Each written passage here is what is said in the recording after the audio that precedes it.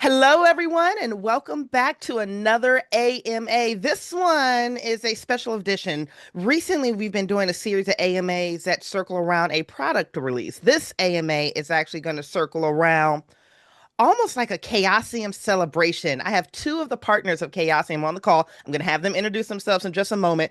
And we are going to be celebrating, discussing, exploring, and discovering the past, the present, and the future of Chaosium in celebration of our 50th anniversary. Guys, my name is Bridget. I am your community coordinator, and I am joined by, which is amazing, it's the two bosses that I work for the most, and actually the one that onboarded me into the company. So I'm going to tease and mess with him first. Mob, please introduce yourself, baby. Tell us who you are and what you do in the company. Oh, well, my name is Michael O'Brien. My initials are MOB, so I'm often referred to as Mob. Mob. Part of the reason is because we have several other Mikes and Michaels in the company. It gets very confusing, but that's cool. So Mob is fine. It's actually a nickname I've had since I was secondary school. So I have a hard time calling you Mob. Michael. I had a hard time calling you Michael. That's why I even tried to say Michael, and it came out as Mob. yeah, yeah. So, I am one of the co-owners of Chaosium. My title is Vice President of Chaosium. I wear various hats. I do various things, and we'll probably talk about that in this AMA. Yes. Rick, it's so funny. The very first time I reached out to Mob in a professional capacity, of course, I'm terrified out of my mind because I'm engaging with, a owner, a partner of Chaos. And I was like, "Dear Mr. O'Brien," he immediately emailed me back. He was like, "No, no, we don't do that here. It's Mob." I was like, "Oh, he's a human being with a sense of humor. This is great." Very true. Very Rick, true. Rick, please introduce yourselves to us and tell us who you are and what you do over at Chaosium. Well, I'm Rick Meints, president of Chaosium. Although since it's our 50th anniversary year this year, being founded in 1975, I usually lead with I'm the head of the nostalgia department. You And so that's Yeah. one of my key responsibilities for this year, from arranging display cases of content at Gen Con, showcasing all of our products from the last 50 years, from White Bear and Red Moon right up to current day, latest releases. I love that kind of stuff. And so I got whole shelves of things that I'd love to talk about from the nostalgia department. This is kind of Yeah, you know what? I've just blurred my background because there's no point trying to compete. Okay, so right. I just leave it to Rick to show off the archives there. yeah. Every now and then somebody thinks it's a wallpaper, but it's actually I can pull books off a shelf. Right. No, that's a real, guys, that's a real office that is an explosion of chaos. I mean, you know what's crazy? You should see the mountain of like avalanching innies that he also has when you first walk into the door. It's a whole vibe walking into that space. Yeah. Yeah, there's a lot of stuff on the floor too, which I'm trying to, just get onto shelves, and it's getting hard because stuff keeps showing up. And I was about to say, what shelves? At this point, you need to knock down that wall and just extend outwards. Yeah, it's tempting. It's I tempting. don't think my wife would be too keen though. Fair, fair. Okay, guys, before we hop into more, I would love to kind of spread out into the space on who you guys are to discuss your Chaosium stories, how you got in. So, before we even get to your professional capacities in the company, Bridget is actually very curious. How were you first exposed to Chaosium IP? We're going to stick with Rick and then we'll hop back over to Mob. Like, how were you first exposed to Chaosium games? Uh, I first encountered Mm-hmm. exposed is kind of a funny note. Exposed is a fun word, Yeah. but listen. I first encountered Chaosium's games right around 79, 1980, when one of the guys we were playing D&D with, because like many people, I started out as a D&D player. Mm-hmm. We had just finished going through the Giants series of D&D books. Anyway, he brought a 2-inch box full of RuneQuest to our gaming table, and it was cool. It was fun. And we started with Apple Lane and then went on to some other adventures and all the way through a Griffin Mountain campaign. And so RuneQuest was my first exposure or encounter with Or chaos. encounter with. You said that was like 79, 80. So that was new. That 45 was years ago. Jesus. And to be clear, the company's been around for 50 years. Yeah. But I was 9 when it was founded. I was Mm-hmm. 9. Wow. So onboarded in the RuneQuest, 9, 10 years old, fresh after the founding, because that would have been what, 4 or 5 years after the company was founded? It was about 3 or 4. Wow. Okay. So D&D to RuneQuest. Mob, how about you? How did you first encounter Chaosium? So I'm obviously a bit older than Rick because it was the same time. It was 1980. Okay. Okay, and I was in the first year of what you guys call junior high school. Okay. Okay, and we'd also been playing D&D, and my friend Trevor, he came up one day with this little yellow book called Apple Lane, and it was for this game called RuneQuest. Hmm. And we tried to work out how to play RuneQuest by reverse engineering the stat blocks. And the reason why we thought this game was cool is because there's hit locations on these stat blocks. So Uh-huh. clearly you can cut someone's leg off playing this game. Really? So to I guess I was 12 or 13 or something. It's like at that point, that's so cool that you can cut someone's leg off. And that was the start. And so, yeah, so very similar to Rick, about the same time. About the same And time. The then, stars were and right on that then, one. yeah, and then from there on we went. Wow. Yeah. Okay. So middle school, and what I'm hearing is and guys, if you don't know, Mob is in Australia right now, so we're sitting on a couple different continents here. Okay, Yeah. so middle school or at least elementary school, but as young kids, you guys were exposed to RuneQuest out of the gate, and that's what gave you your first encounter, your first exposure, and kind of sparked the flames. Okay, okay. Let's fast forward because you guys were exposed to a role-playing game as kids that you obviously loved, continued with, but then somehow we became owners of the company. When did you guys onboard onto Chaos? And we'll start with Mob and then go backward to Rick's, unless you guys have a different order based on your actual No, story. Tag team, I it's fine. can, I can tell the story. Okay. So I had my first manuscript rejected by Chaosium in 1987. Okay, so I decided I'd, write something Yeah. and send it to Chaosium and see if they'd publish it. Uh-huh. And so I wrote something and I sent it to Chaosium, and I actually was going to the United States, not to visit Chaosium per se, but I had to kind of go through. I'm Australian, so when you Hmm. fly to the United States, you would either fly to Los Angeles or to San Francisco. Yep. So I arranged to fly to San Francisco, and I went and visited the Chaosium offices. So I had my manuscript rejected in person by Greg Stafford, Sandy Peterson, and Lynn Willis in 1987. So that was my first encounter meeting the key people at the time. And that was the office, Rick, that has the telephone pole through the roof Yeah, of the which is really building. bizarre. We actually have a videotape walkthrough of that office that we showed at Chaosium Con US, and we're Hmm. gonna probably have it available online and things like that. But yeah, it's bizarre where you just go into this one room and there's this telephone pole that they just expanded the building around. I don't know how they got permission to do that, but It's very weird. yeah. Oh, Um, I got to finish the story though. So I had my manuscript rejected in the nicest possible way. I mean, they were all very kind. Um, I then wrote some stuff for a magazine called White Dwarf. And I guess younger listeners to this podcast won't realize, but long, long ago, White Dwarf magazine wasn't just a minis catalog for, the Games Workshop games. It was a general role-playing game magazine. Mm. And I'd written some articles for RuneQuest.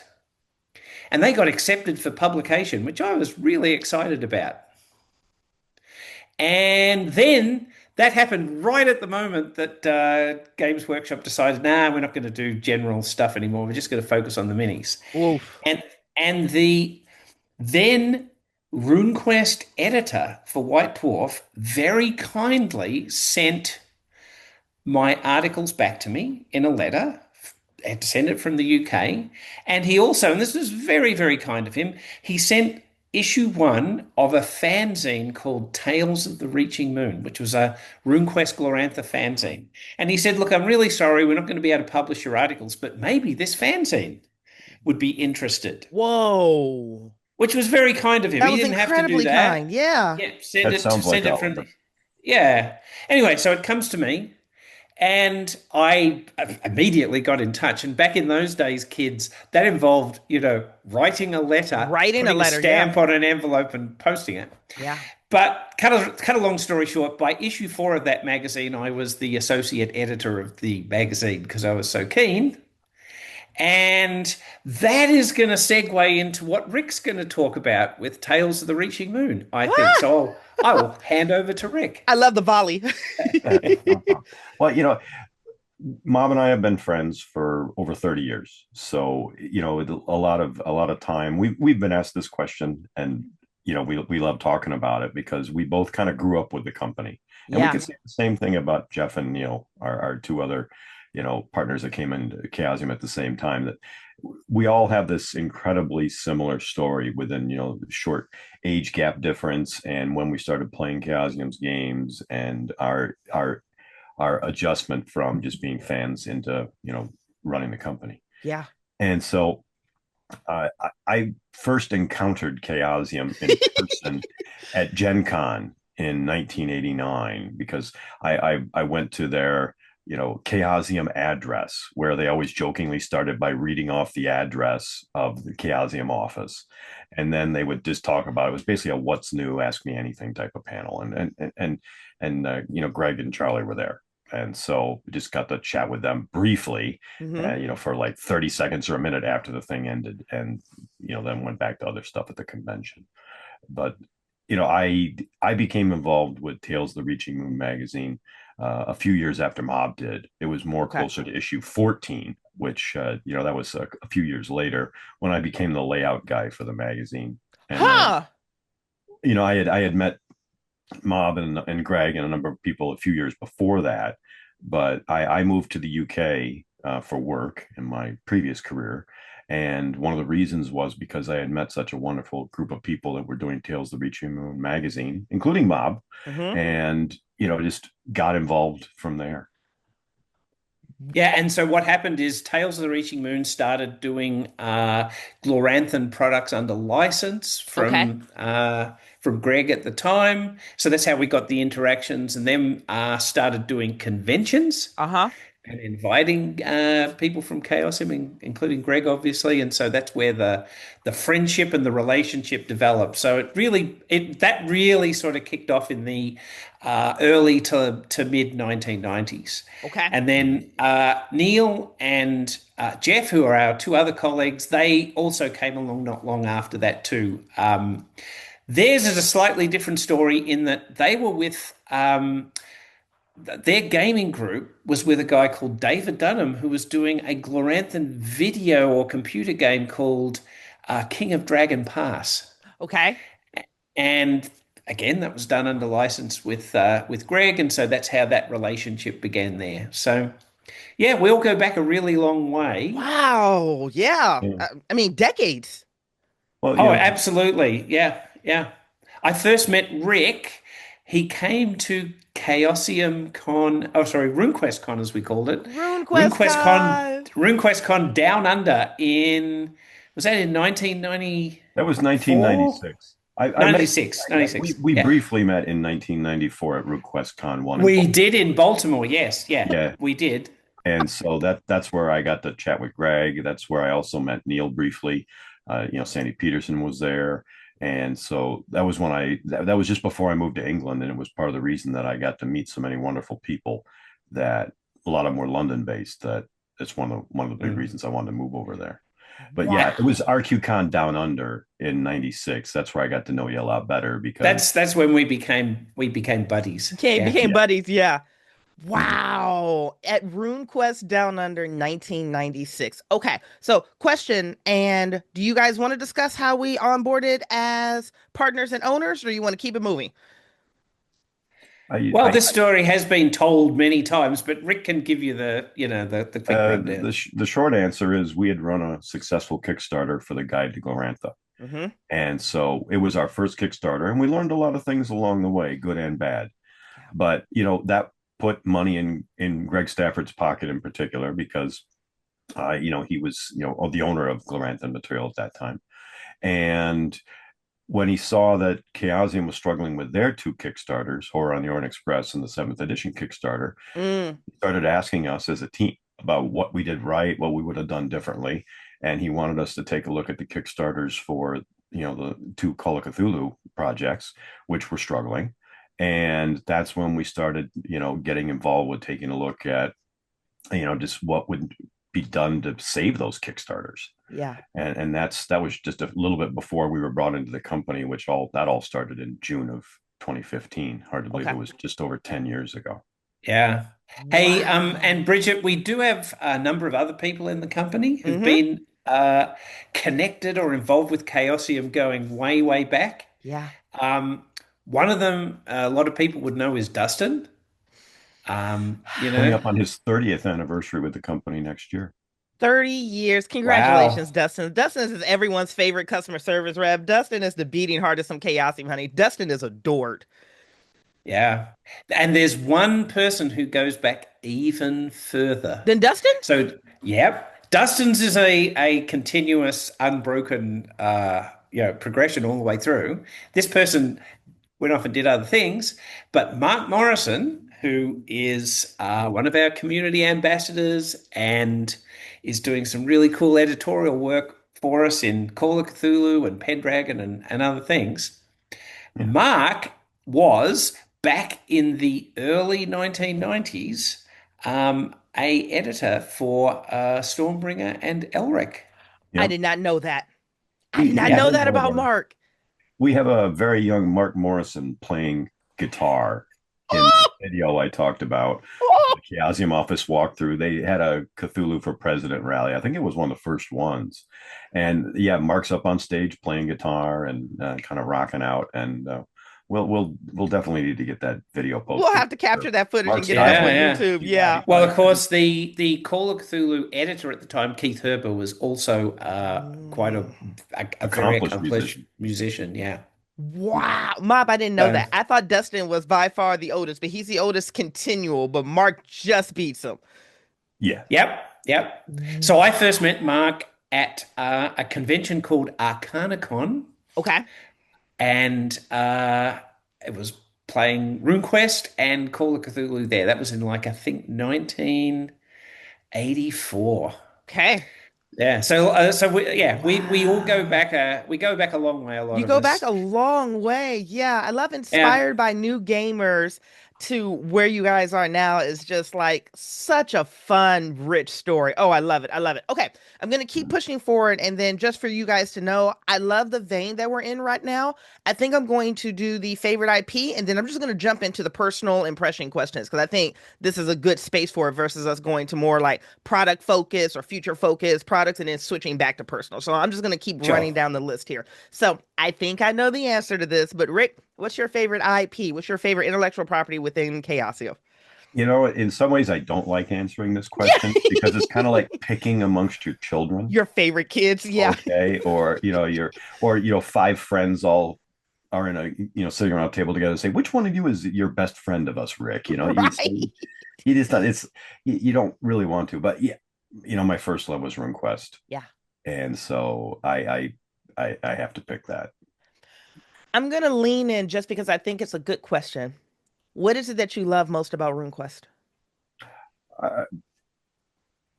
I I just love the gaming world, Clemerantha.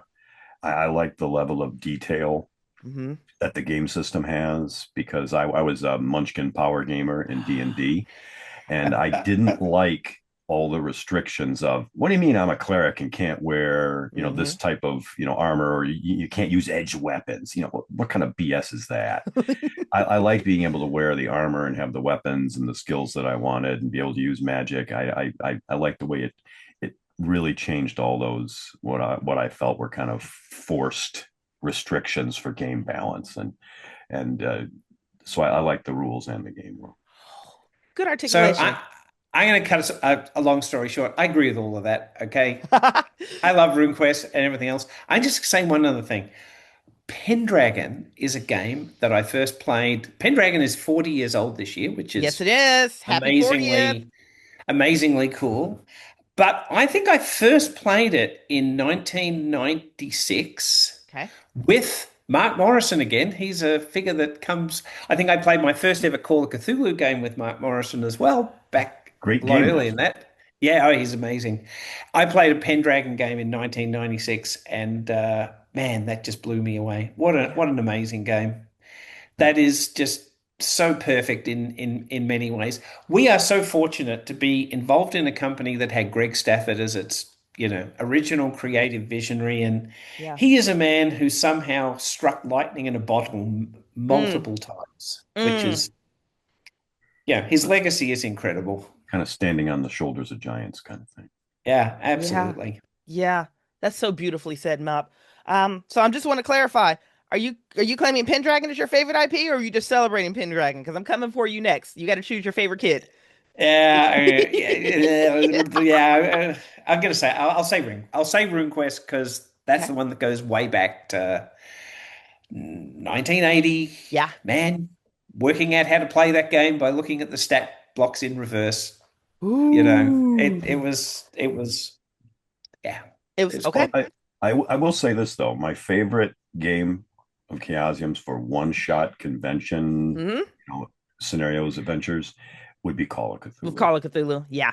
I love the fact that there's a very good chance you're either going to go crazy or Hmm. die or both, and in some ways in one shots you just kind of try to set all that up, Yeah.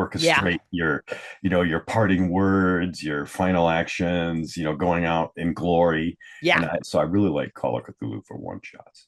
it Yeah. is a wonderful game also to just introduce people who are new to role playing too, because it's just you just get it so quickly. Yeah. Hard agree, especially coming from comparatively to who's on this call, a newer gamer. Onboarding to Call of Cthulhu is just very easy. It's very accessible. One, the system, the BRP is very, very easy to grasp. Very, very easy to onboard to. And then the setting is simple. You're a regular Yeah. person walking into the unknown. That's a great way to get exposed to Lovecraftian horror, the mythos, the game, everything. Call of Cthulhu is a great place to onboard into role playing because the simplicity and accessibility is there. And the fun is just genuinely embedded into the storytelling. Yeah. Mhm. Yeah. Yeah. Okay, okay. We're gonna get into some personal questions, and some of these Bridget probably put in there because I'm curious about this. These are fun Okay. stories, and they're good people to talk to about these stories. And then also from our fans who submitted through the AMA questionnaire. So, fans, thank you so much for engaging with the content. This is absolutely for you. This is coming from a fan. All right, you two. You were an enthusiastic fan of Chaosium games long before being part of the company. We've already covered that.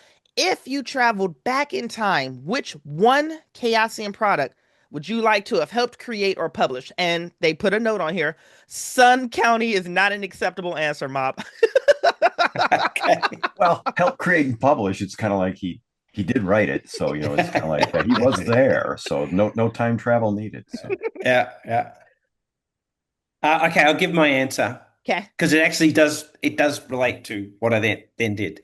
So I didn't know this at the time, but there was a supplement that came out for RuneQuest called Borderlands that came out in about 81, 1983 or 80, 81. 81. Okay, okay. Rick and his years is impressive. Rick will know all the The dates. nostalgia keeper. Yeah, and it has the names of the people who worked on it on the cover. Okay, it has Stafford and Crank and I don't know who the other names are, but anyway, one of those names is Hoffman. Okay. Okay, and I didn't know this at the time when I bought that box because that Wow. is that is an amazing game. Yeah, so there's some pretty famous role playing creators on that box. The names that are written there. Hmm. And one of those names is Hoffman. And I didn't know this at the time when I was like 14 or whatever it is. Um, no, sorry, I was a bit older than that. I was 16 if it was 1981. But It was anyway, 82. I found out. Sorry, I blew it. 82. All Just off right. by a year. I would have been as jealous as hell to know that Hoffman was actually a 12-year-old kid. So the No. Hoffman who is credited on that box Is a is a 12-year-old? 12-year-old. Yeah. Stop it. Yep. So what had happened is this 12-year-old kid had knocked on the door of the Chaosium offices in Berkeley, and Steve Perrin was the man who Hmm. actually welcomed him in, and this kid said, "I love RuneQuest, but I'm telling you guys, you're doing it all wrong."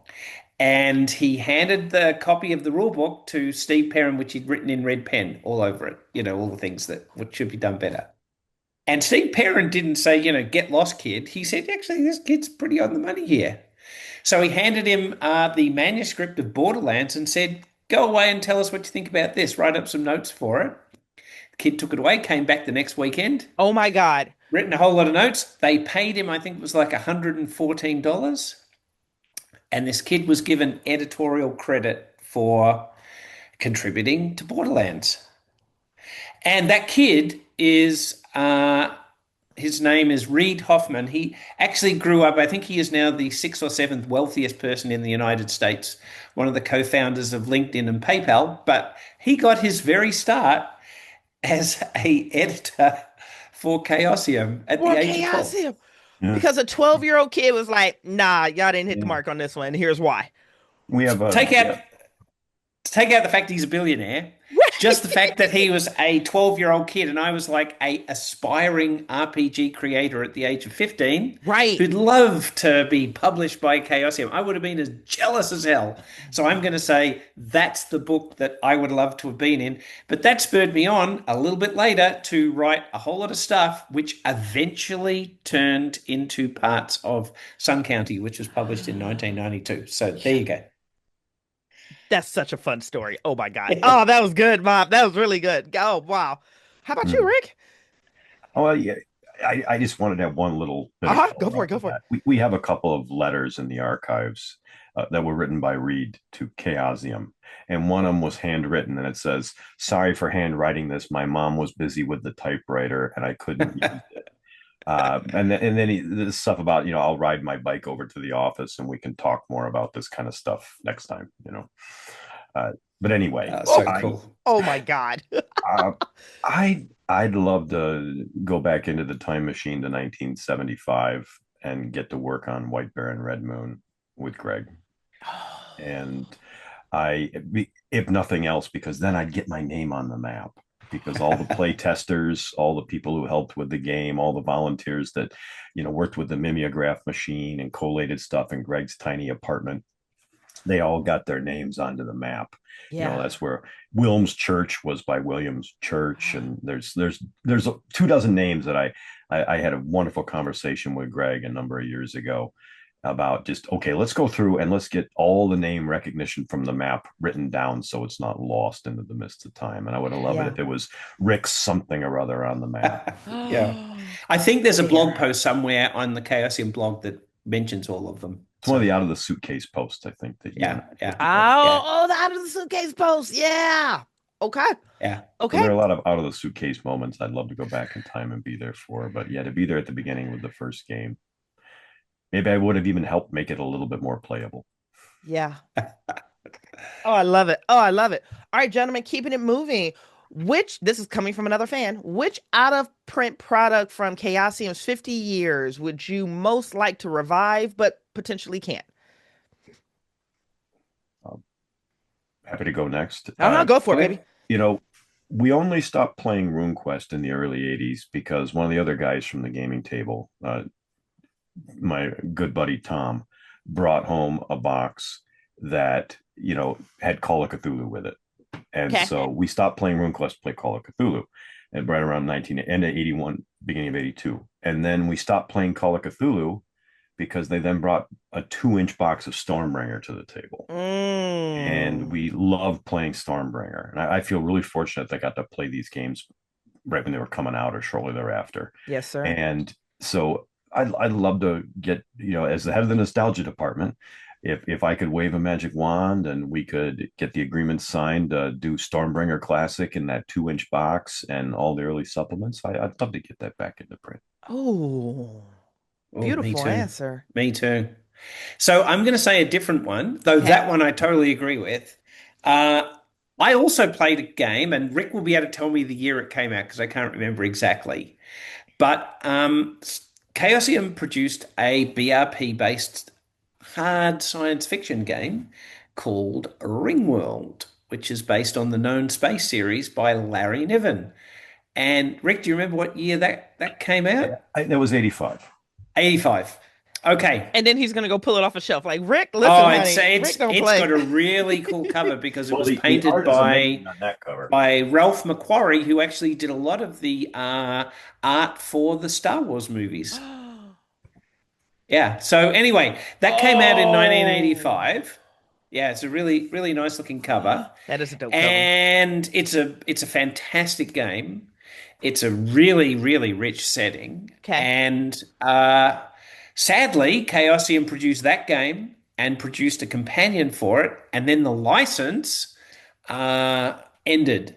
And the reason why the license ended is because apparently there was a movie deal in the offing for Oh, Ringworld, and so they wanted to be totally in the clear, so not have any other licenses or things getting in the way. And so they were basically informed, guys, once this 3 year deal is up, we're not going to renew it, which is really okay. sad. What's even sadder, of course, is no movie was ever made. No There's never movie was been a made. Ringworld movie. So we got no role-playing game. We Ah, got no movie. So I'd love that maybe one day we could bring back Ringworld as Ring well. World. And I remember playing in a Ringworld campaign back then Hmm. and really enjoying it. And it's a pretty it's this is basically BRP does hard science fiction and does it Yeah. really well. Yeah. Oh, great answers, guys. Great memory lane on that one too. Okay. All right, we're gonna keep it moving. This coming from another fan. What would you like to see in the next 50 years of Chaosium other than Cthulhu in space? Read as written.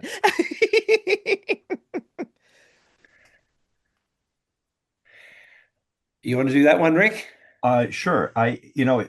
At Origins, which just had its 50th anniversary as a convention, we had Incredible. a 50th anniversary of Origins panel that I was on, even though I didn't go to the really early ones, obviously, but I've been to a number of them going back to the, late 80s, early 90s. Mm-hmm. Uh, they asked about, what do we see for the next 50 years, both for Chaosium, because we also had the Chaosium 50th anniversary seminar. Those are the two seminars we did back to back at Mm-hmm. Origins.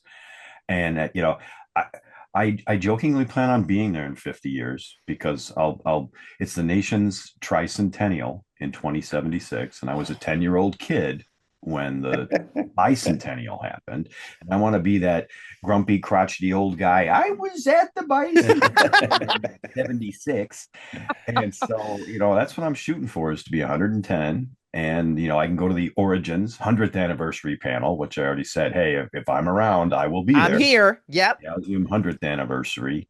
And so, there's a lot of products we'll get out in the next 50 years. Oh yeah. Yeah. Oh, I All love right. it. Hmm. I hope I'm there too, Rick, but I might be a brain in a jar by then. But anyway, this is what I hope. And I actually believe this. I think we'll be up to I don't know, Call of Cthulhu 19th edition or something like that. I don't know what it is, but you know what the really cool thing is about the BRP system? You'll be able to play everything going all the way back because it's backwards compatible. Because it's So backwards we'll compatible. we'll still have there'll be Pendragon, Yeah. and you'll be able to play Pendragon, and it'll be just as rich and exciting and fun Yep. in 50 years from now, okay, in the year 2075, and you'll still be able to pick up that original 2-inch box or whatever it is and play the scenarios in it. Boom. Boom. We'll have just a lot more classics on the shelf. That's all. Yeah. The Yeah. 100th anniversary edition, no. And that's one of the things I really love about particularly Call of Cthulhu. It's just so cool that I one of the things I love is the fact that the rules just really don't get in the way of the game. You just Correct. you get in there and play. Yep. It's pretty simple.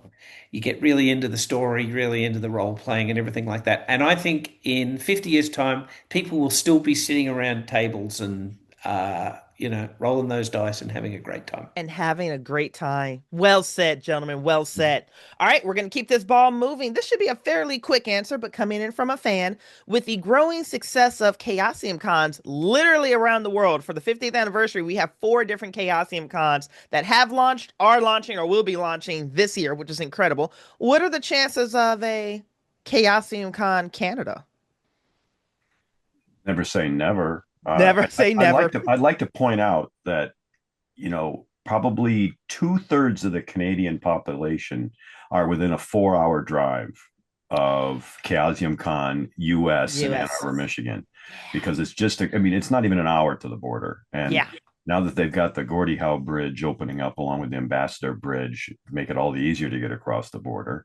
Uh, Most of the population of Canada can get to Chaosium Con US pretty quickly. Pretty quickly. But uh, we don't really have many people on the team that are in Canada, Mm-hmm. and that's one of the reasons we choose the places we do, is because we have a wonderful crew of people down in Melbourne, Australia, and it's easy for them go just across town and such and do Chaosium Con Australia. Yep. I'm in Ann Arbor, and a lot of the other folks in the US can get here pretty quickly. Very quickly. So Ann Arbor was a natural choice. Gdansk, Poland's not that far from our team at Black Monk in Poland. And of course, Chaosium Con UK, we have a number of people based in the UK, Yeah. especially in the London area, which isn't that far from Milton Keynes. Mm-hmm. And that's why we've chosen where we can. But, I won't say never or no, because we all love Canada. Yeah, for sure. For sure. Great It response really there, Rick. does. It really does help to have some boots on the ground to make the event a success, though. Yes. Yes. The only downside is the more of those type of cons we have, the less time we spend doing stuff in the office to get more books and supplements and all those things out. And we've actually, when you go to 11 conventions this year, like I do, and I'm sure Bob, with all the special events you've been doing, especially Mhm. with the live shows, which have been a huge success, and the Fringe Festival and all those things. Yeah, our families would like us home a little bit more. Yeah. Yeah. Yeah. Yeah. Rick, really great perspective there, because I constantly just in the community field questions about what about a Chaosium Con, insert city, insert city, insert city. So that was a great perspective on why certain locations are chosen. We're a small global company. We're spread out literally everywhere. Centralized locations where we can actually get boots on the grounds to trench and help and launch these events is a significant determiner in where we choose our things. So thank you for articulating that, because I get that question a lot. So Hey, thank you. hey, Bridgett. Yes, sir. This is kind of an answer to this. There's a question further down the list I can see. Let's do it. Let's do it. Where we at? And it does relate to what we just talked about. Someone said, "What's one surprising thing that you are working on that you've told nobody about before until this AMA?" Uh-oh, we jumping in it. Okay. Let's do it. All right. I just want to say this because, okay, I'm not organizing a convention in Canada, but I'm organizing in, we are we are very close to finalizing a convention in what is sometimes considered Australia's Canada. Do you know what Australia's Canada is? It's either I do. Tasmania or New Zealand, right? Yeah, it's New Zealand. Yeah, we're actually looking at the idea of doing a Chaosium Con next year in Wellington, in New Zealand, for various reasons. Part of that is we went to a convention called WellyCon earlier this year, and we did WellyCon. meet a critical mass of people who could be there to help us put that event on. And that's an important part of making it happen. And I'm actually, Susan, who is our fiction editor and is married to me, and myself and Brian are going to New Zealand next weekend. And as part of that, we will be going to WellyCon and doing some very cool things there, which I might share on social media later. But part of it is also we're going to be looking at organizing the convention there and where we might hold it. So that is something that we have not talked about anywhere before. Holy, There you I go. love that it's tucked deep into this AMA. That's going to be such a fun surprise for people to walk into. Oh, And it's not lack of desire to have it in more places. We'd love it if we could have them all over, because they're smaller, yeah, very social conventions. You very get time niche, to very chat with a lot of us. people. You get to play a wide range of Chaosium games. Yeah, Chaosium Con US, we had people playing White Bear and Red Moon. Yeah. yeah. Yep. Yeah. all the way Um, back to the beginning. Rick and Mob, just because I think it's a good thing to address. How many people would you say are actually full time in Chaosium right now? How big is our staff? We under 30, under 20? It's at least 25. Okay. Uh, we're growing, which We're is a great growing, thing. which is And incredible. because we all work from home, basically, we aren't in an office where it's easy to, count the number of cubes or office numbers or anything like that. We Correct. work with some of the people just a very little bit of time. But 25's, I think, close enough for, you know, this. Yeah, and we have a number of people who are also like part-time who work for us Yep. several days a week Or or contract in. Yep. Oh yeah, do things like lots of that. people that are part-time. Yeah, yeah, Yeah. yeah. We have a wonderful team all over the world because, as we say, the sun never rises on Chaosium. Someone's plugging Always in away the in the dark. darkness. Yeah, Someone. no matter where you are. Yeah.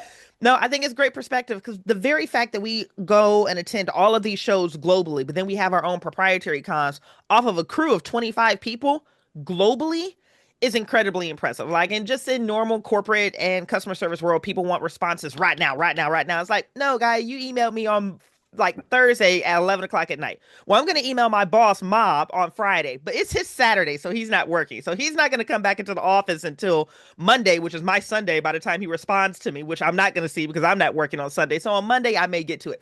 It's a global company. So the fact that you see as many Chaosium representatives, creative directors, editors, marketing people at these cons, it takes away a lot from just a normal production. It's 25 people, guys, running around globally to get these events and games off and 25 doing it full-time well, people. which is incredible. Although, we are not Amazon when it comes to shipping stuff overnight and things Mm. like that. You know, I feel, and I'm very proud of this, that you can get a personal response from somebody at Chaosium usually quite quickly. A Yes, lot of times the same day. Between we've sung the praises of Dustin on customer service, I but we was have just a going to lot of say the community Dustin, honey. content ambassadors that are on a number of social media platforms that they are answering questions on the weekends and Mm-hmm. things like that. And so I'm very proud that we're still a very personal company in terms of, I get emails from people. No, oh, I didn't expect the president to email me. Right. That's a It's just very like, common one. The president emailed me back. I was like, it's yeah, not it's like Rick. I have, three levels of assistants that are all taking care of this and drip feeding me what they want me to see or anything like that. It's like, Correct. It's you. and it's the same thing with everybody. I would say the Mm-hmm. same thing about Mob or anybody else that come here. You, Bridgett, you're Mm-hmm. always dipping into Discord and things like that. And so it's really easy to get a personal, response from the company pretty quickly. Yeah. Which again, chaosium, honey. The sun never rises or the sun never sets, or is it both? Never Sun rises. never rises. Someone's always in the dark there typing away. Yeah. Oh, I love it. Okay, so gentlemen, I just want to have a quick family meeting and we're just going to pretend the audience can't see us. Bridget runs these AMAs quick and fast, where they're 60 minutes in and out. We are looking at maybe an additional 10 minutes, but I am really loving the momentum and the pace that we're going. Keep it going. I Keep was it going to going. say, It's all are we good. okay to keep it going? If you want to run over and break your own rule, that's fine with me. We're the Chaosium, not the Rick. Ordarium. So, Yeah, yeah, that's Okay. right. I'm just checking because I'm loving the energy. I'm loving the momentum. Bridget is genuinely loving these stories. So, okay, we're going to keep it and rolling. We're going to keep it rolling. I don't have a meeting after this one, so I've got some time to. Okay. Perfect, perfect, perfect. These are great bite-sized hours, but for a special event like this, I'm going to go ahead and call it 90 minutes and just dare somebody to challenge me.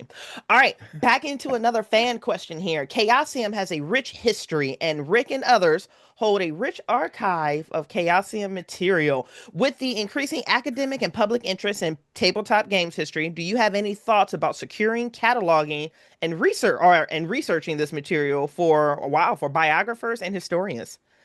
The short answer is yes, Okay. and and I'm not just saying that jokingly. Mm-hmm. You know, we when we started triaging the Chaosium warehouse and offices, and Mob was over there with me when we loaded that stuff up into the truck and drove it from the Bay Area up to Seattle, Washington, through some rather perilous mountains and such.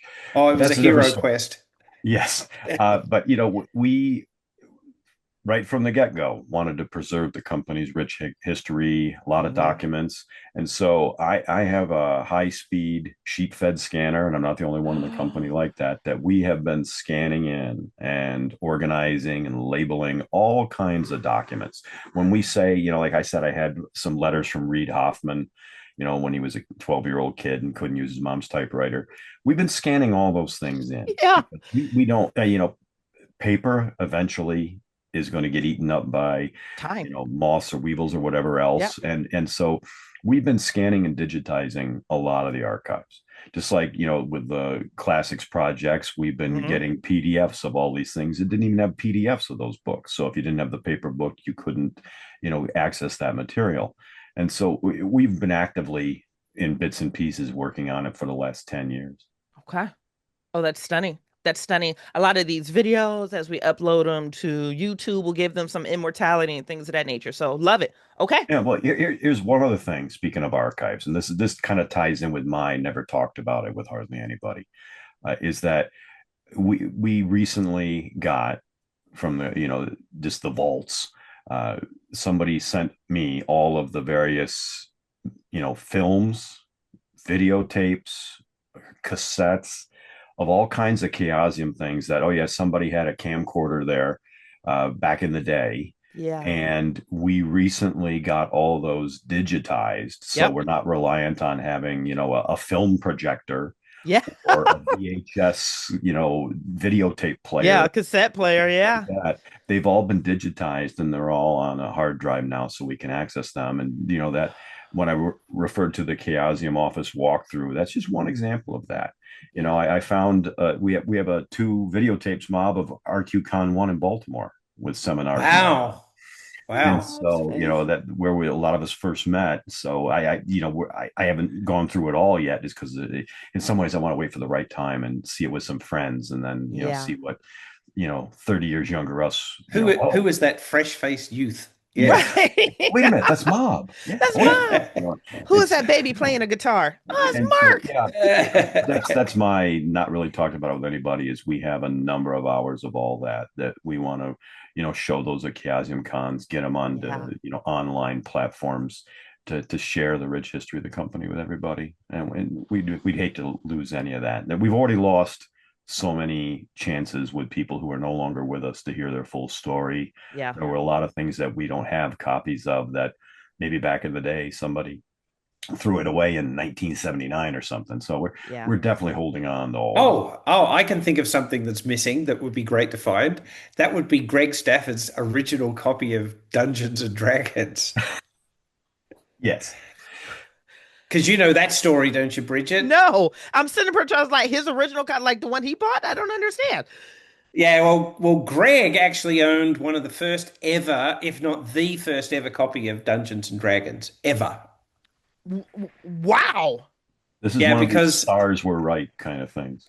yeah, because Greg was at one point a itinerant belt buckle salesman wandering around the Midwest, a real hippie job, as he described it, with a friend of his selling belt buckles, which were made by the Bergamont Belt Buckle Works Bergamot in Lake Brassworks.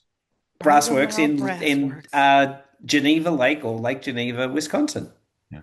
And Greg went back to the Bay Area to actually start working on his game and things like Mm-hmm. that. Meanwhile, his friend kept wandering around selling his belt buckles, and he apparently went to go and have some flyers printed and went into the print shop to pick the flyers up. And there was a guy there picking up his printing. And this guy who was picking up his printing was picking up his printing of the first edition First of Dungeons and Dungeons Dragons. and Dragons. Yeah. And Greg's friend looked at it and said, "Oh, my friend back in the Bay Area, he loves this fantasy shit. Can I buy a copy off you?" And he bought a copy off him and sent it to Greg. And so Fresh Greg off the had, printers. Oh my yeah, God. Yeah. yeah. Literally fresh off the ink of the history of Dungeons and Dragons. That's incredible. Yeah. And one of his So friends borrowed the game and he never got it back. So yeah, yeah. Oh no, I have not heard that story. That is incredible. Oof. yeah, Lake Geneva is a tiny town in Wisconsin. Wow. And so there's only one print shop. And Right. it just, the fact that the Bergamot Brass Works was in the same town as where TSR was founded, Right. and because Greg went to Beloit College in Wisconsin, just down the road from there, and so that's how he got the job. After he'd hitchhiked as a hippie around the country for a while, Yeah. and and had been rejected as an author trying to write various magazine articles for various magazines. Other than his chili recipe did get accepted by Good Housekeeping Oh, see, look at that. magazine. Oh, But now that is a fact I didn't know. Yeah. yeah, there's a lot of secrets working in here. The big family. Wow. Oh, I love So, it. I love it. All right, gentlemen, let's hop into some of our IP specific questions. We got a ton of them. Some of them we can answer, guys. Some of them we can't. Chaosium doesn't like to forward promises that we typically can't keep. So we have cultivated this list to the best of our ability, but I've organized them per game. So we're going to start with the RuneQuest questions that we received from our fans. And we're going to jump into the very first one, which is, will RuneQuest Glorantha continue to get support after the Cult series is complete? And The do you simple anticipate answer to any additional that books this year? is yes and yes. Okay. yeah. There you go. Yep, Yes it's all and yes. RuneQuest RQG is continuing as a thriving line. We have a couple of books in the Cult series that we need to get finished. But one of the things we're also going to focus on is more actual material for people to play Okay, and to more playable use material. as a Okay. table in their games. So we have an amazing, a whole lot of that stuff you can get on the Town Compendium, our Yeah. community content platform. But Chaosium itself hasn't done a lot of actual stuff to play for a while. We're getting right back into that. So Mhm. we will be making some announcements about what's going to be coming out next for RQG very soon. Okay. Perfect. Flawless, flawless, flawless. Any new news on the Glorantha board game front? And then there's Yeah. a question here that says, Dara even asked if there's a MOLAD board game getting worked on. What do those initials stand for? Masters of Luck and Death. Thank you so much for that. The very short answer on MOLAD, Masters of Luck and Death, is no. We're not working on an edition of No, MOLAD, and we no. we do have a stack of notes in the archives which we scanned in, and Okay. who knows, maybe we'll make it available someday. But it's very disorganized. It's not a complete game. It's not even close to a complete game. Okay. I would put it as in the category of nice ideas that are 20% of what you would need to actually have a workable game. To launch it. Yeah. Okay. Yeah. But on the Gloranthan board game front, Mm-hmm. we are doing it is the 50th anniversary of White Bear and Red Moon, and we are doing a new version of that. That is currently being worked on by Susan O'Brien, who is Chaosium's fiction editor. She's also, I guess you could say, our legacy board games person. Oh, Legacy she's board She's, games. she's a cherished member of the nostalgia department too. Yeah. she is. Yeah, I'll have to explain to her that that is a compliment, okay? That she's yeah, when we're saying the nostalgia part, we're not saying you're old, we're saying it's nostalgia. But anyway, We're saying you're celebrating the history. There we go. yeah. We appreciate the rich legacy of the company. Yeah. Yes. So she's worked on a game called Credo, which came out in 1992. We're bringing out a new version of that. That's actually gone to the printers, so we'll be announcing that real soon. At Chaosium Con UK, she bought a prototype of White Bear and Red Moon, the new version of that. It looks amazing, and we'll be announcing that one really soon too. So that is so cool to have bought Oh. back a new version of that game 50 years down the track. Oh. And Mob, that's perfect because one of our upcoming questions was, what about White Bear Red Moon? When is that getting published? So I love the fact that more information is coming soon. So what we're probably going to do with that is we're going to announce it this year in terms of, hey, it's a thing, it's done, Mm-hmm. it's ready. We might take people's names to sign up for a pre-order or something like that. But the reality is it's not going to come out until next year. Mm-hmm. Part of the problem is, and let's not get into all the politics and stuff like that, but there's been some crazy stuff going on about getting stuff printed and Yeah. shipping them and tariffs and Tariffs. stuff like that, which is Yeah. really caused major issues about trying to figure out how to do all this stuff, Yeah. which is hasn't slowed down our development and creating process, but really has put a pause on our production process as we work out the best way forward Mhm. with these Forward. things. Although, So with the, sorry, go on, Rick. sorry, I didn't mean to cut you off. Just that, you know, technically speaking, we're 50 years old on October 31st of this year. And so Wow. to me, our 50-year anniversaries, we're 50. It continues the whole year. You're 50. And Yeah. so we going into next year is Oh, fantastic. I love it. I love it. Yeah, It okay. just keeps And rolling. Okay, we officially adopting that as policy. Okay, Yeah. we're still only 49 years old right now. yeah, we It's are going to only be we're not 50 yet. And We're and I not 50 know yet. that because we have all the Oh, documents from when we incorporated as actually, set up as a Wow. company doing business as and all that. cool. This is something Greg put together. Rick. Our business license, everything going back to day one. Yeah. And I think that's like the end of October, is it, or something? What's Yep. the October actual date? 31st. Yep. And Oh so, my Halloween. goodness. yeah, we got it signed, sealed, Halloween. delivered. That's hanging on the wall in the HQ here. Hey family, while we're all together here, Mob, I feel like I should do an AMA that's nothing but a tour of Rick's office at some point. Oh, how much time have you got? I mean, seriously, it'd take We should If just hours. it meant I had to clean it up, then my wife would be very happy. So, Okay, love it. Keeping it rolling in the RuneQuest vein. We touched base on White Bear, Red Moon. Another tied on question to that was, are there plans for a campaign book for RuneQuest Glorantha? Yep, Okay. announcement coming soon. I yeah. love us. I love us. I love us. I love us. Well, I'm And not going to say anything more right now, but announcement coming soon. nope, heard. And then, gentlemen, if you guys are looking in the doc right now, this one that I have highlighted, if you're in there, do you want me to touch base on that one with the Dragon Pass question or leave it? Yeah, ask it. It's fine. Okay, no worries. What are Chaosium's plans for RuneQuest supplements set aside outside of the Dragon Pass era? There's a lot of information and history available in the area, but not a lot for, say, I'm going to probably mispronounce this, Pameletta? Pamela, Pamelatella? Pamela. Pamela. Pamelatella? Um, yeah, and then, yeah, there's a question. Well, part of it is we can only publish so many books a year.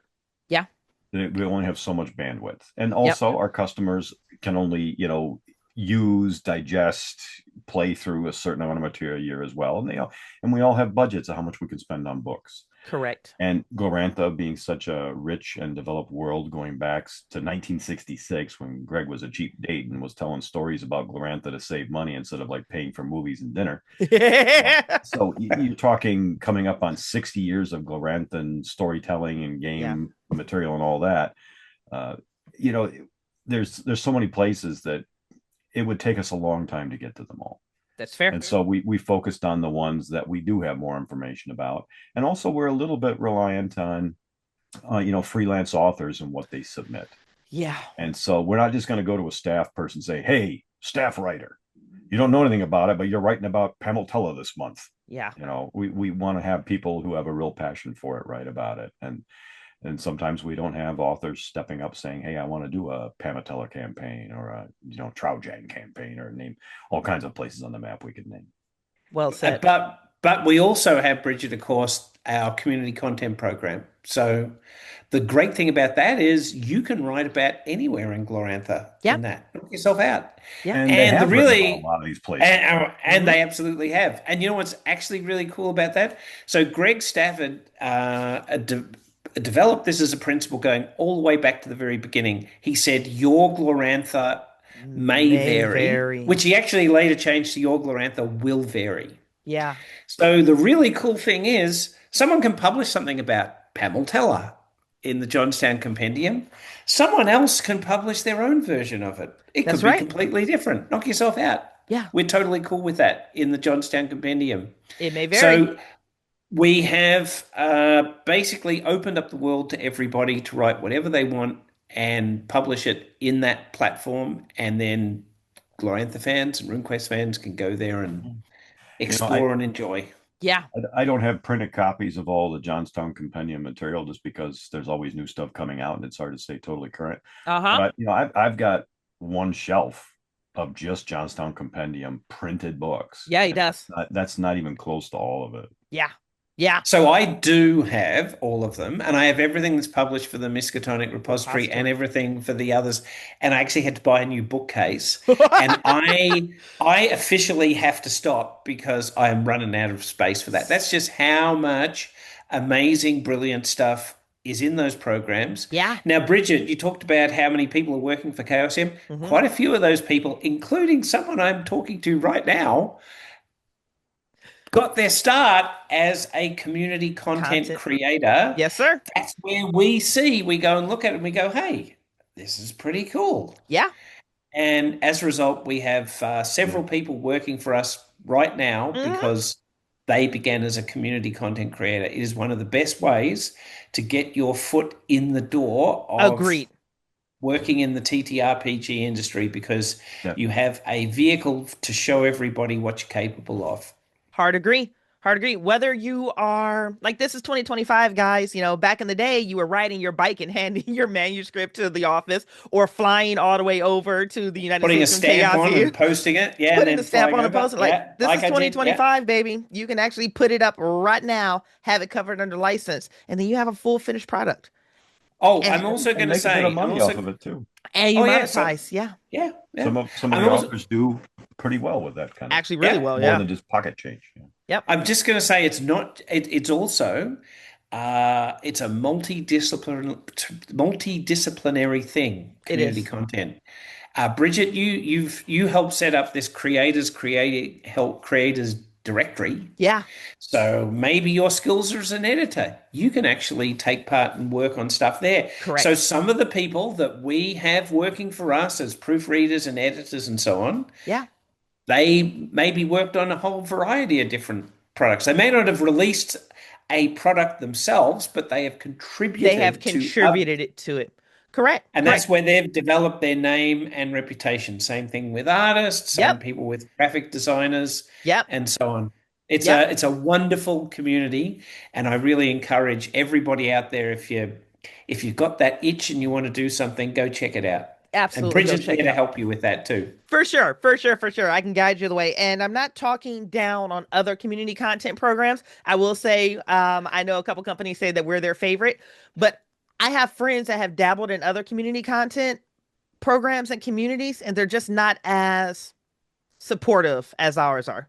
And I think it says a lot to all of the individuals that are contributing to these communities. So from Miskatonic Repository Con to our community ambassadors to the Miskatonic Playhouse to anyone that is very deliberately cultivating, supporting, inspiring, and surrounding new creators, old creators, or inviting people into the platform. Chaosium does it really well over here, guys. So if you're even marginally curious, just poke your head in because somebody's going to hug you, sit you down, buy you a drink, and ask how you want to tell your next Glorantha story. And then you're going to go from there.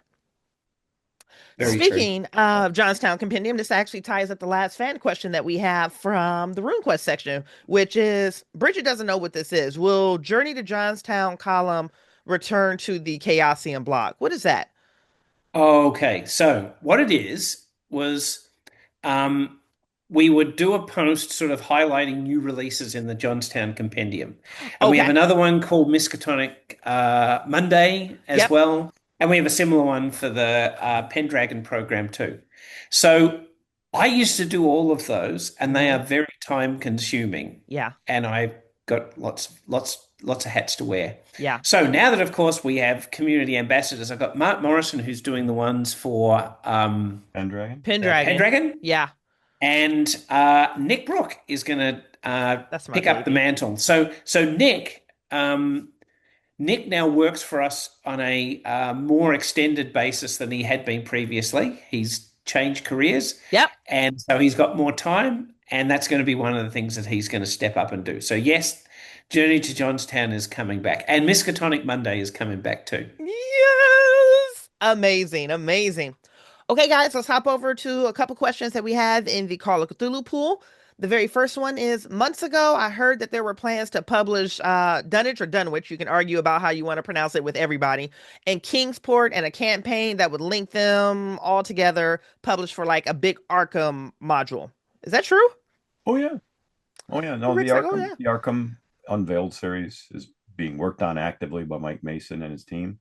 And Yep. you know, Innsmouth is the next one up in the series, and so these are coming out.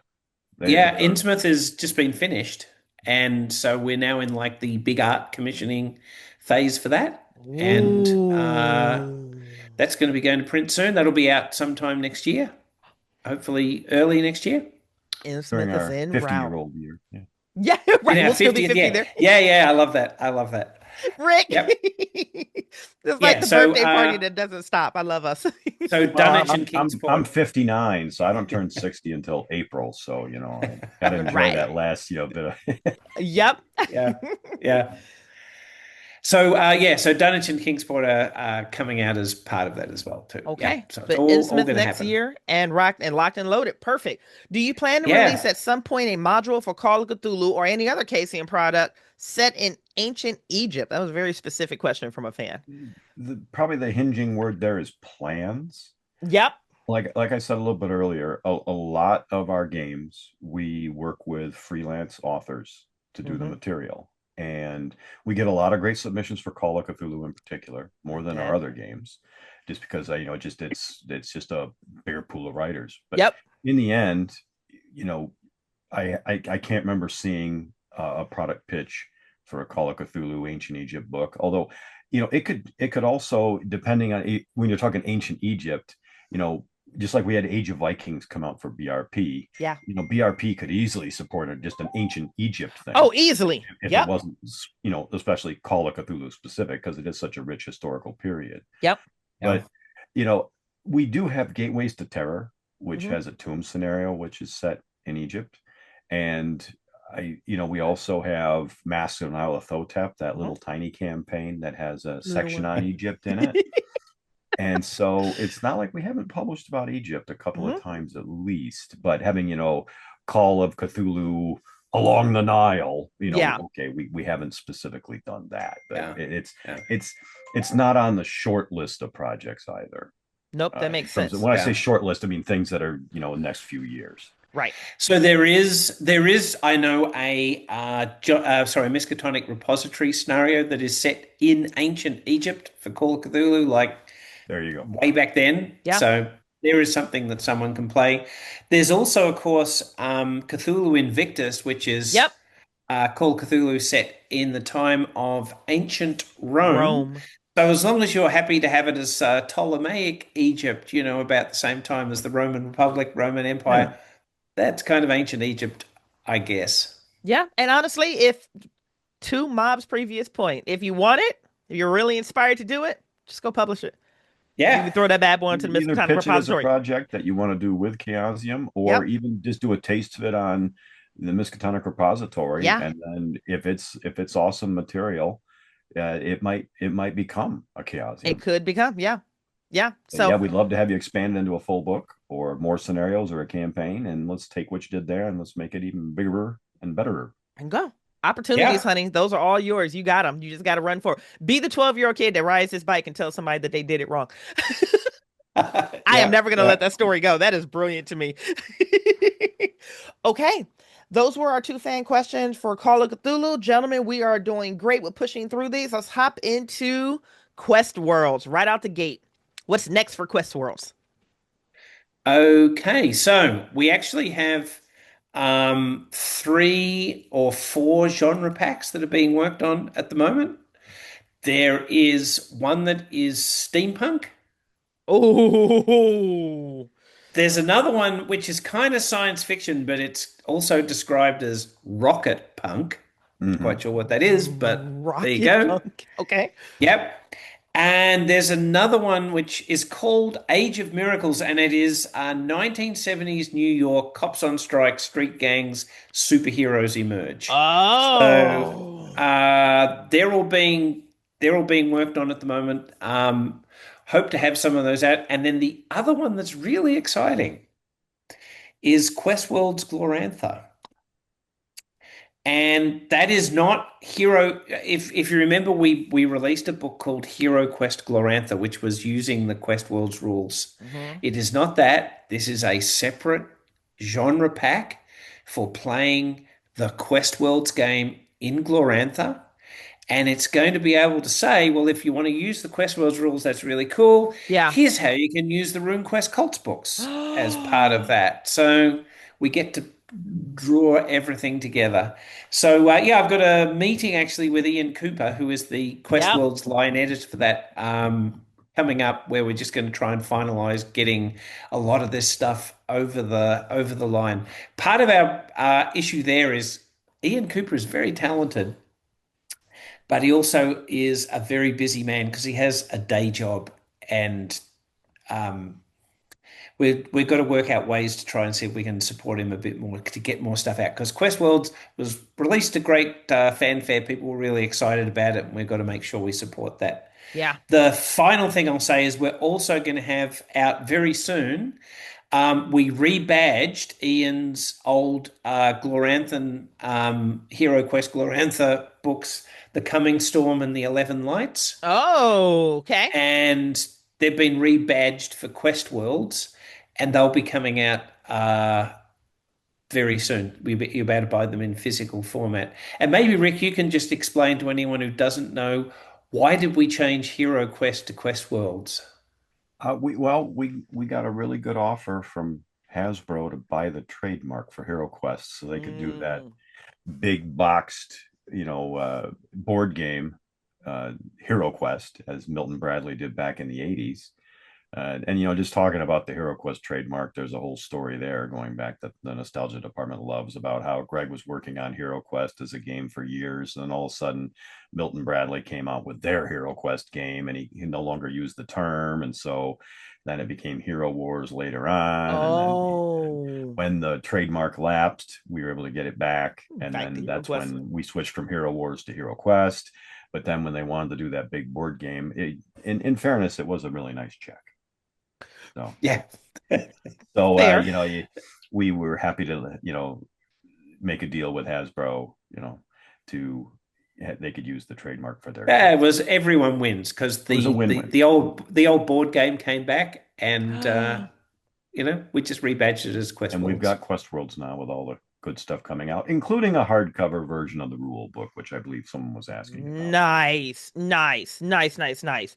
And then, fans, if you haven't had an opportunity to check it out, probably one of my favorite AMAs that I've recorded was the one actually with Susan and Ian for Quest Worlds.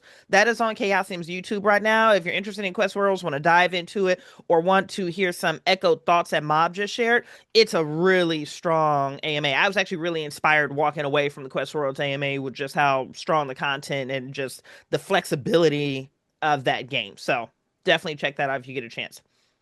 All right, jumping down into BRP, there was one question here. Any plans for genre books or any other supplements for basic role playing? No, no. No, never that.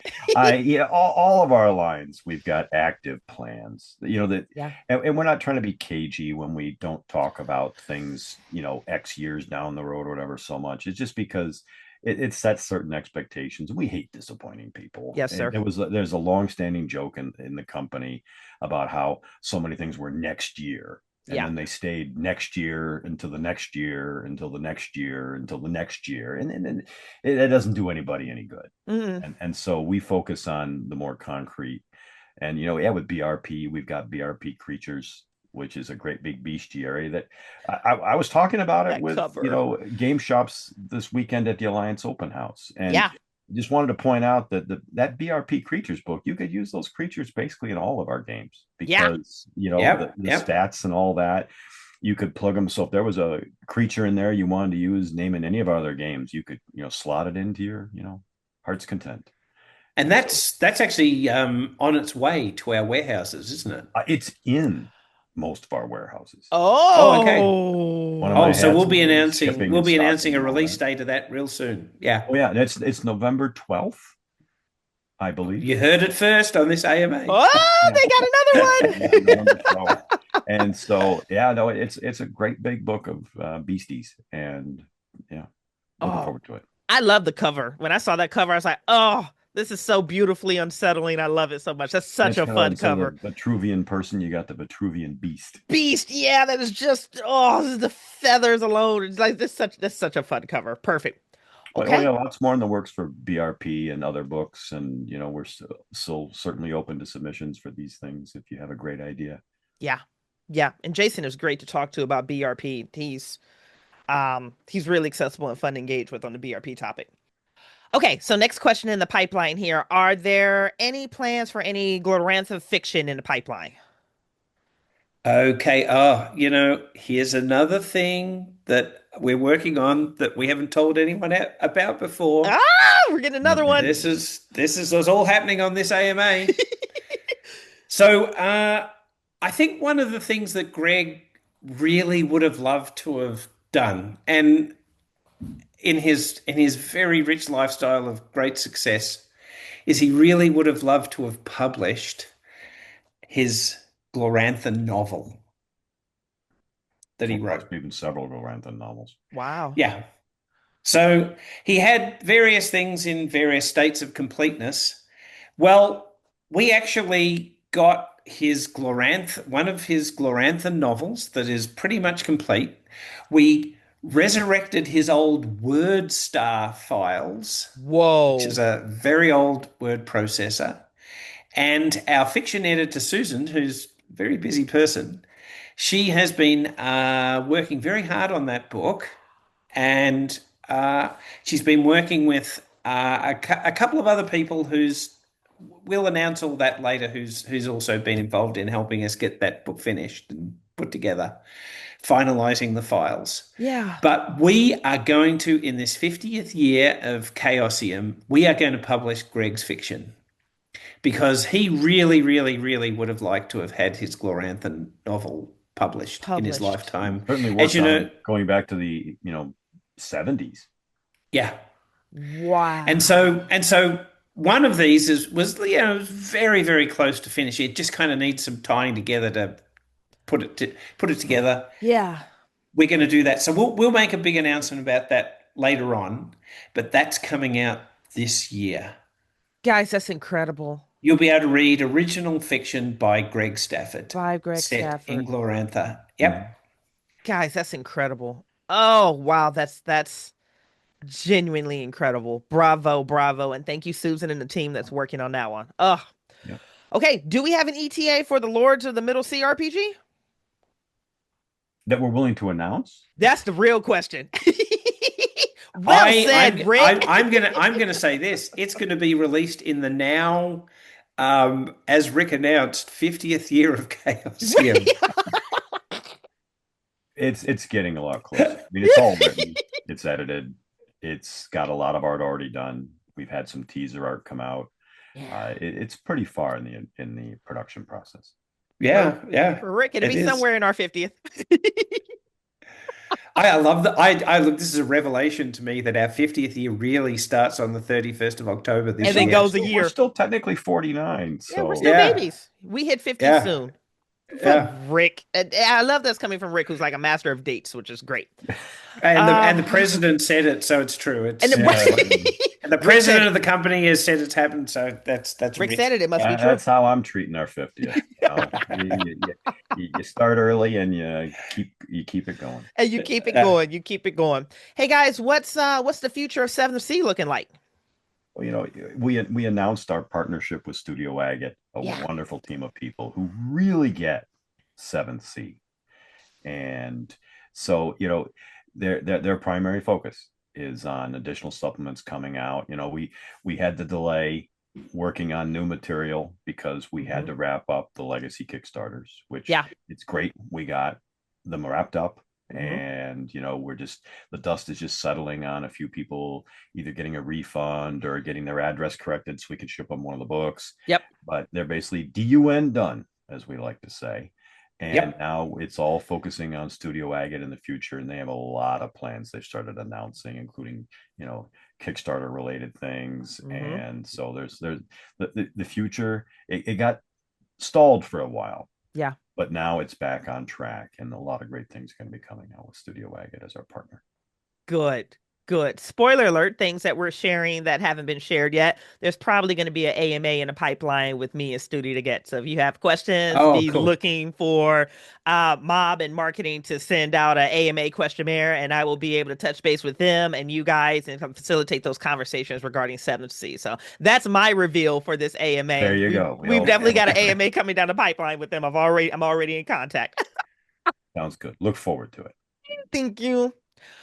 Gentlemen, we are at the end of this AMA. It was absolutely worth every minute to extend this beyond the 60. The excitement and the appreciation, the humility, and just the celebration coming off of you two, it deserves some extra time. And I think this is a very fitting question to close off our AMA with.